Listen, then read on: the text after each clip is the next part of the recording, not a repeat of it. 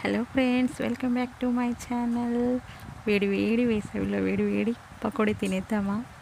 Evening అనగానే అందరికీ స్నాక్స్లో పకోడీనే first గుర్తొస్తుంది. కాకపోతే మా హస్బెండ్ నైట్ 9కి పకోడీ చేద్దామా అన్నాడు. ఈ టైంలో పకోడీ ఏంటంటే తిందాం అనుకుంటే తిందాం అంతే అన్నాడు. చకచకా అన్నీ తీసుకొచ్చి నా ముందు పెట్టేశాడు.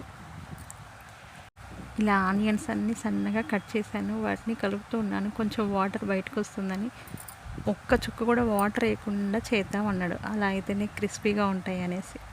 ఇప్పుడు శనగపిండి తీసుకున్నాను. శనగపిండిలోకి కొంచెం ఉప్పు, కారం, పసుపు, వాము, జీలకర్ర, సోడా ఇవన్నీ వేసాం.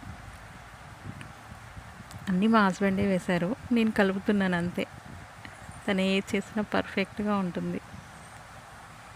ఈ టైంలో ఏంటి పకోడీ అంటే తనకి నచ్చినట్టు ఏదంటే అది ఏ టైంలో అనుకుంటే ఆ టైంలో చేసేస్తారు. మనకు నచ్చినట్టు మనం ఉందా ఉంటాడు అంతే.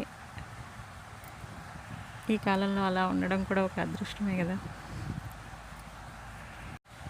ఇప్పుడు అన్నీ కలిపి పెట్టుకున్న శనగపిండి మిశ్రమంలో ఈ ఆనియన్స్ కూడా దాంట్లో కలిపి గట్టిగా కలిపాను. కానీ వాటర్ పోయేసరికి చాలా గట్టిగా అనిపించింది. అయినా కూడా కలుపుతూ ఉన్నాను. ఇంకా ఇందులో కొత్తిమీర, కరివేపాకు సన్నగా తరిగి వేశాను. దీనివల్ల రుచి ఇంకా ఎక్కువగా అనిపిస్తుంది నాకైతే. ఇంకా కలుపుతూనే ఉన్నాను, కానీ మెత్తగా అవ్వడం లేదు. ట్రై చేస్తున్నాను, కొంచెం ఓపికతోటి చేయాలి.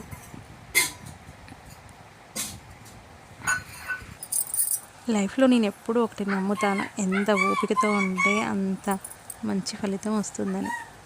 నిజంగా అండి, ఓపిక లేకుండా మనం తొందరపాటు నిర్ణయాలు తీసుకొని ఆ విషయంలో ఏదైనా పిచ్చి నిర్ణయాలే ఉంటాయి. తొందరపాటులో ఎప్పుడూ అలా తీసుకోకూడదు. ఏదైనా ఓపికతోటే చేయాలి. చూడండి, ఫైనల్గా ఇలా వచ్చేసింది. ఇప్పుడు వీటినిగా ఫ్రై చేయడమే. ఒక ప్యాన్లోకి ఆయిల్ తీసుకోవాలి. ఆయిల్ హీట్ అయ్యాక వేడివేడిగా పకోడీలు వేసేద్దాం.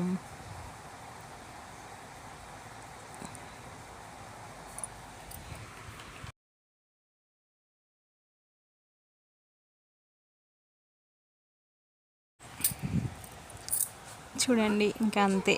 వేడివేడిగా క్రిస్పీ ఆనియన్ పకోడీ రెడీ అయిపోయింది. ఇవి టేస్ట్ కూడా చాలా బాగున్నాయి. మీకు కూడా నచ్చినట్టయితే మీరు కూడా ఇలా ట్రై చేయండి. మా వీడియో కనుక నచ్చితే తప్పకుండా లైక్ చేయండి, షేర్ చేయండి, కామెంట్ చేయండి. బాయ్ బాయ్, మళ్ళీ కలుద్దాం.